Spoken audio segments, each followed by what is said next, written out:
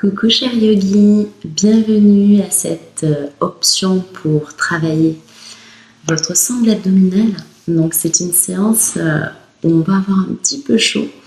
Donc je vous invite à avoir pas très loin de vous pour la fin de la séance une brique ou une couverture avec l'aide que vous pouvez plier pour vous servir de support. Voilà, pas besoin de sangle, non. On va y aller, juste votre motivation. Comme à chaque fois, je vous montre les variantes et les options plus faciles. On va commencer par une salutation au soleil. Pourquoi? Parce que la salutation, elle vient nous faire prendre conscience de cette sangle abdominale. Et donc, on va essayer pendant cette salutation, pour nous échauffer un peu, même si vous êtes censé avoir fait la séance réveil de mon corps, on va se servir de cette salutation pour sentir notre sangle. Alors pour sentir, on a fait la tonification du ventre sur une autre séance. Là, la sangle abdominale, c'est encore plus profond. Et pour sentir ça, je vous invite à essayer de garder votre nombril proche de votre colonne vertébrale. C'est ce qui active aussi Ujjayi, avec ce sang qui sort de la gorge, mais qui part du nombril à l'inspire et à l'expire. Donc là, vous voyez, sur Ujjayi, moi j'ai mon nombril activé contre ma colonne, et l'air il part. Cette partie-là reste toujours contractée. On essaye, si c'est trop compliqué encore, vous restez sur une salutation normale. L'idée, c'est de sentir cette sangle. Donc, au pire, vous contractez vos abdos pendant cette salutation pour réveiller tout ça. Donc, les orteils joints à l'avant du tapis, les talons légèrement écartés. Et nous voilà partis pour une séance qui va nous donner chaud. Inspire. Main vers le ciel, je m'étire, le devant du buste, j'expire, je descends dos droit, je plie mes genoux si je n'ai pas le dos droit, j'inspire, dos droit devant, j'écarte ma tête des épaules, j'expire, je ramène mon pied droit à l'arrière, mon pied gauche à l'arrière, je viens dans une belle planche. Si c'est compliqué, je pose déjà mes genoux et je viens amener le ventre au sol. Petit cobra. J'expire, je viens en chien, tête en bas, on a toujours le bas-ventre activé, hein, c'est important. Une inspiration sur place, une expiration sur place et je viens marcher devant. Je ramène mes orteils l'un contre l'autre, mes talons légèrement écartés. J'inspire, dos droit, j'expire, les genoux et j'inspire, dos droit et j'expire. Bras sur le côté. On fait un vinyasa pour venir au sol dans une belle planche. Kumbhakasana. J'inspire, bras vers le ciel. J'expire, dos droit vers mes genoux, nez collé aux genoux. J'inspire, dos droit. J'expire, je saute en planche ou j'amène un pied après l'autre, peu importe. On va faire une belle planche dans laquelle on va rester 5 respirations. Kumbhakasana.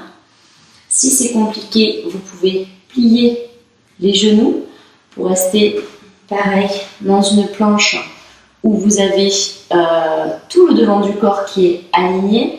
Et si c'est encore trop compliqué, vous pouvez venir poser les coudes. Mais il faut vraiment reculer les genoux pour sentir quand même activer notre sangle. Vous choisissez votre option et on vient 5 respirations. Petit sourire de dauphin.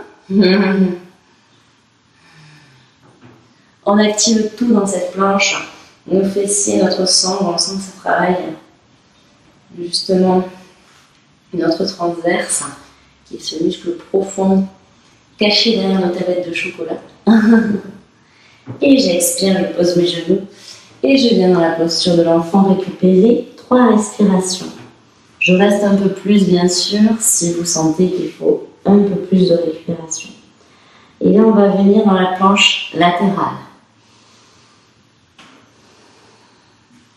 J'inspire, je me redresse. Pour la planche latérale, je reviens en planche. Donc, Vasisthasana, je m'appuie sur ma main gauche et je viens dans une belle planche latérale. Si c'est trop difficile, je pose mon genou et je peux aussi activer ici mes abdos en gardant ma jambe parallèle. Et si ça c'est encore compliqué, à ce moment-là, vous restez déjà dans cette position en soulevant un petit peu la jambe et en ayant appui sur votre jambe gauche. Vous choisissez votre option. Il y a aussi celle-ci, mais vous travaillez un petit peu moins la sangle abdominale. 5 respirations. On essaie d'avoir tout dans l'alignement. Vos hanches sont légères. Vasisthasana.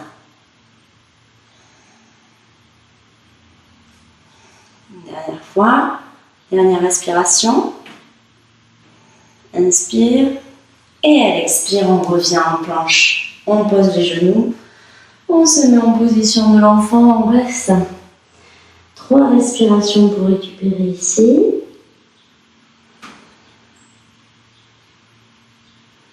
Et on va aller côté droit, on la même chose, donc on inspire, on se met en planche, on choisit l'option qu'on a choisie de l'autre côté si on est à l'aise. On reste comme moi, sinon on choisit l'option, un pied au sol ou le genou à l'intérieur, c'est vous qui choisissez. C'est le chemin qui compte encore une fois, c'est pas l'arrivée. 2 respirations encore.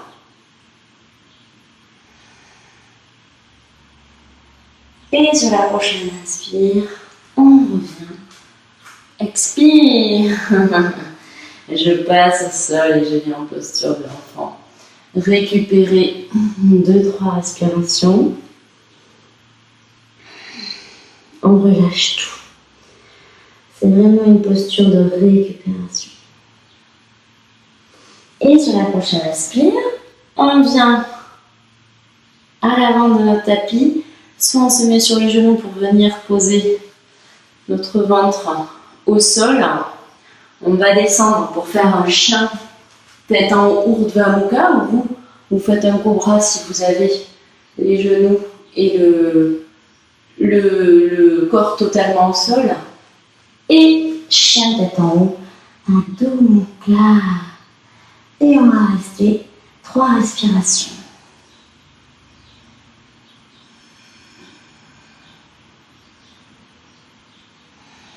Et prochaine inspire, on marche avec l'avant de son tapis, on rapproche les pieds l'un de l'autre. Inspire de droit, expire les genoux, j'inspire, je me redresse.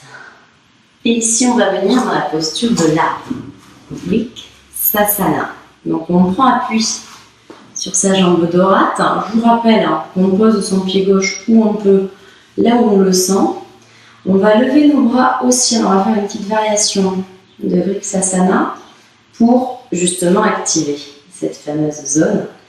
Et on va tout doucement se pencher vers notre genou avec les bras parallèles. Donc là, je vous rappelle, on a le pied droit bien activé, des orteils jusqu'au talon. On sent vraiment le poids de notre corps réparti partout. On peut aussi essayer d'amener notre genou gauche un peu plus à l'arrière, notre bassin est activé vers l'avant, on s'étire. C'est toujours ça dans le yoga, il y a un étirement qui se fait horizontalement et verticalement. Donc là, horizontalement, c'est le genou qui veut se diriger vers la gauche et vers l'arrière. Et verticalement, c'est mon pied droit qui essaie de s'éloigner le plus possible de cette main droite en l'air pour étirer ce flanc droit. Et à l'expire, je reviens. Vous pouvez profiter un peu de votre arbre si vous le souhaitez. Donc ça c'est très important, je ne l'ai pas assez dit, je crois, il faudrait que je fasse une vidéo sur les préalables pour le yoga parce que j'oublie trop de le répéter dans les vidéos. Il y a toujours cette notion d'étirement en hauteur et d'étirement en largeur dans quelques mouvements que vous fassiez, quelle que soit la posture, vous avez cette notion d'étirer votre corps en vous basant sur ce fameux souffle qui passe à travers vous. On détend notre jambe, On vient positionner notre jambe droite où on peut sur la jambe gauche. L'idée, c'est d'activer toujours le genou vers l'extérieur et l'amener le plus loin possible à l'arrière. On redresse nos bras parallèles, les paumes de main se font coucou et on descend de notre côté droit pour venir étirer tout notre flanc gauche et faire travailler de façon profonde ces petits abdos qui nous servent bien au quotidien. Donc là, on respire, toujours pareil, cette idée d'étirement. C'est comme si vous voulez éloigner votre talon gauche de votre tête et essayer de créer de l'espace dans votre corps. Donc sur les inspires, vous vous étirez et sur les expires, vous vous ancrez dans ces extrémités. Et prochaine inspire, on revient. On profite un peu de notre arbre. Et sachez encore une fois que ce n'est pas l'objectif de la posture qui compte, c'est le chemin que vous faites avec votre corps pour y arriver. Parvakotasana, l'angle étiré sur le côté. Donc on vient ramener notre pied droit sur le côté avec notre genou aligné sur notre cheville. On va venir appuyer notre coude droit sur notre genou droit et venir s'étirer tout le long de notre flanc gauche, du bout de notre majeur jusqu'à l'extrémité et au côté gauche extérieur de notre pied. Et là, on essaie vraiment d'activer pareil nos abdos si vous êtes à l'aise. On lâche la main droite et on reste. Sourire de dauphin toujours. Et sur la prochaine inspire, on se redresse. Même chose de l'autre côté, on ramène notre pied droit à 90 degrés, on penche notre pied gauche, on s'étire. Et là, on essaie vraiment d'aller chercher le mur. Pour moi, c'est les nuages que je vois qui sont un peu gris aujourd'hui. Mais c'est pas grave, on a le soleil qui est avec nous dans notre cœur. On étire notre flanc droit, extrémité du pied droit, majeur droit. Et si on est à l'aise, on lâche notre coude gauche et on tient. Et là, vous pouvez même sentir que c'est ces abdos, ces obliques qui travaillent à droite. Donc on est fiers d'eux. Et on essaie de ne pas s'avachir, on s'ouvre. Et sur la prochaine inspire, on revient. Et on vient à l'avant du tapis. On va faire ce qu'on appelle le guerrier inversé. Vous vous rappelez, on vient en position, on amène notre pied droit. On va commencer par le pied droit d'ailleurs. On revient dans cette posture, pied droit dans l'alignement, pied gauche perpendiculaire. Et on vient étirer maintenant nos abdos qui ont bien travaillé. Et on étire ce guerrier inversé. On étire ces obliques qu'on a un peu martyrisés. Légèrement, pour notre bien. Et on revient. On ferme notre pied, on ouvre, on vient côté gauche. On pose notre main droite dans le creux poplité. J'ai appris ça dans ma prof de yoga à Paris. Je trouve ça très joli. Le creux poplité, c'est ce creux que nous avons à l'arrière du genou. On s'appuie dessus et on vient étirer notre flanc gauche. Toujours pareil, cette notion d'ouverture. Notre cœur est toujours ouvert, on regarde vers le ciel. Voilà, il faut toujours dans le yoga s'imaginer qu'il faut prendre le maximum d'air qu'on peut. Et on revient à l'avant de notre tapis. On va faire un petit vinyasa pour passer au sol.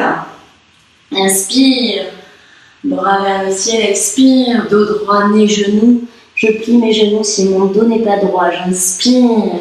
Dos droit, j'écarte ma tête des épaules, j'expire. En planche, je saute ou j'amène l'un après l'autre mes pieds et je me mets sur les genoux, je descends à 5 cm du sol, j'inspire. Urdhva Mukha, j'inspire. Adho Mukha. Et j'expire, je me mets sur les genoux, je croise mes tibias et je viens m'asseoir. Une fois assis, on va se mettre sur le dos et on va faire une torsion. Jatara Parivartanasana. J'ai été obligée d'écrire tellement c'est le nom sanskrit est compliqué. Donc, on vient sur notre dos. Pour travailler toujours pareil, ces fameux abdos. On met nos jambes à 90 degrés. Là, on active notre ventre en amenant notre nombril vraiment toucher notre colonne vertébrale, c'est ce que j'aime bien dire. Pour le rentrer au maximum, on met nos bras en étoile et on va venir tout doucement pencher notre bloc genou à droite, mais sans aller, il faut contrôler la descente. Donc vous descendez jusqu'où vous pouvez pour la contrôler. Et à l'expire, vous revenez. J'inspire, j'expire. J'inspire, je reviens au centre.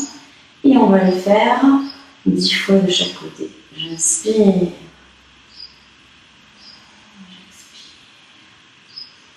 J'inspire, j'expire. J'inspire. J'expire.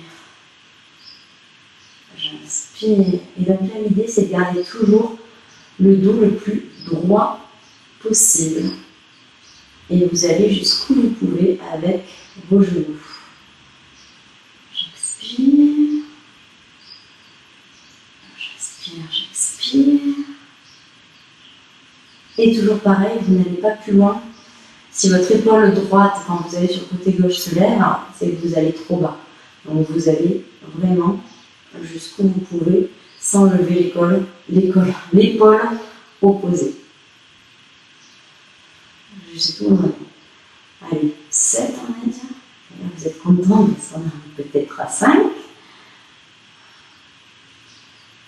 Sourire de dauphin, toujours ce sourire, ça rend l'exercice plus agréable. J'expire.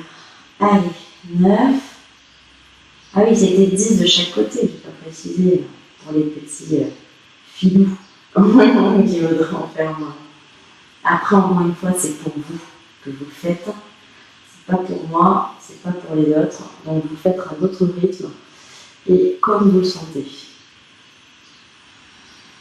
Mais vous voyez, je viens de observer que j'avais du coup les genoux pas dans la bonne position. Et quand vous avez fini votre cycle, vous amenez vos genoux contre la poitrine et là, on va faire une vraie torsion pour relâcher les tensions. Vous amenez vos genoux à droite jusqu'où vous pouvez. Si vous levez votre épaule gauche, vous venez mettre un support ici, couverture brique sous vos tibias pour éviter d'être surélevé du côté opposé. Maintenant, vous commencez à connaître cette torsion et vous regardez avec votre tête à l'opposé de vos genoux et vous restez pour 5 respirations.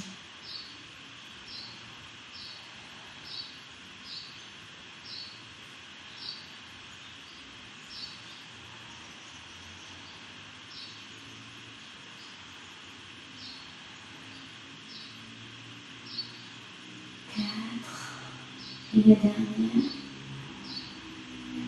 Et sur la prochaine expire, vous ramenez vos genoux et on vient sur la prochaine expire à l'opposé.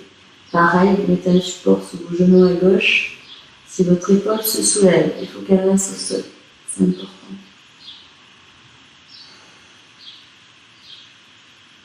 Et vous relâchez l'ensemble de votre dos, votre ventre. 3 respirations encore. Si vous expirez, essayez vraiment de relâcher votre dos au sol. Et vous verrez, ça va agrandir votre torsion. Et prochaine inspire, on revient au centre. Pour se redresser, vous vous rappelez, on ramène soit d'un côté, soit de l'autre. On vient sur le côté, on s'aide de nos mains pour s'asseoir. Et là, on va venir faire un écart. Donc l'écart, c'est Upavistha Konasana. Vous faites l'écart qui est le plus facile. Pour vous, c'est là que je vous disais que peut-être la couverture ou la brique pourra vous aider si vous avez tendance à partir en arrière. Là, dans cet écart, il faut avoir le dos le plus droit possible. Donc en positionnant, ça a craqué. Quelque chose sous hanche, ça va vous aider avec la gravité à descendre un peu plus facilement et à soutenir un peu plus votre bassin. Voilà, donc soit vous le mettez, vous sentez la position. Il faut la sentir sans la couverture et avec. Vous enlevez la peau des fesses pour bien mettre vos ischios au sol. On est très droit sur nos ischios, c'est eux qui sont au sol. Vous activez vos chevilles pendant toute la position. Il faut que vos pieds restent dans l'axe. Donc s'ils commencent à aller vers l'intérieur, c'est que vous descendez trop bas. Donc on inspire, on se grandit, à l'expire, on descend. L'idée, c'est pas d'amener la tête au sol, c'est d'amener son bassin à rétroverser pour venir mettre notre ventre au sol. Donc là, c'est un exercice pour étirer nos jambes, nos adducteurs. On sent l'étirement à cet endroit-là. Donc vous allez jusqu'où vous le sentez. Sur les inspires, toujours pareil. Vous sentez l'étirement dans ce sens-là, c'est comme si vos pieds, vous voulez s'écarter encore plus de vos fessiers. Et dans cet alignement, c'est votre tête qui veut aller s'éloigner de vos fesses. Donc sur les inspires, vous sentez les étirements de part et d'autre de vos jambes et de votre tête qui veut s'éloigner de vos fessiers. Sur les expires, vous relâchez le bassin. Ça, c'est tout l'art du yoga, d'arriver à sentir qu'est-ce qui se passe dans notre corps au moment où on fait la posture. On ne la fait pas juste par hasard. Donc, il y a voilà, ces étirements qui viennent vraiment nous créer de l'espace dans le corps et qui font du bien et qui viennent soulager toutes ces parties du corps. Sur la prochaine inspire, tout doucement, on remonte et on va venir sur notre côté, donc étirer latéralement le côté droit et gauche. Inspire, je lève mon bras, je pose mon bras gauche sur mon tibia et je viens ouvrir. Donc là, l'idée pareil, c'est pas de descendre et aller attraper nos pieds, c'est d'être ouvert, le plus ouvert possible au niveau de notre buste, sentir l'étirement tout à cet endroit-là et de descendre si on peut, mais l'objectif il n'est pas là, c'est vraiment de vous étirer. Et ça fait un bien fou. Pareil, si votre cuisse ou votre fessier se lève, c'est qu'il faut vous redresser un peu. Votre fessier droit, il doit bien rester au sol. Et l'étirement, il part justement de votre ischio jusqu'au bout de votre bras droit. Et les jambes toujours actives. Vers le ciel, les orteils vers le ciel. Et sur la prochaine inspire, on revient. Vous sentez là déjà la différence entre votre côté droit et votre côté gauche. Moi, je trouve ça fabuleux. On pose sa main droite sur le tibia. On s'étire avec notre bras gauche. On vient ouvrir le cœur pour étirer notre flanc gauche. On ne s'affaisse pas, on s'étire. S'affaisser, c'est ça. Il faut vraiment rester ouvert vers le ciel. Relever le plafond. Sentez l'étirement qui part de votre fessier là, qui remonte le long de votre flanc. Et sur l'inspire, on remonte. Et c'était, mesdames, messieurs, la dernière posture. Je vous invite à venir en Shavasana, la posture du gisant, pour votre séance de relaxation. Très important pour retirer les bienfaits de ce qu'on vient de travailler. Il faut aller remercier votre corps de ses efforts qu'il a fournis et la relaxation, elle aide à ça. Namasté. Bonne journée.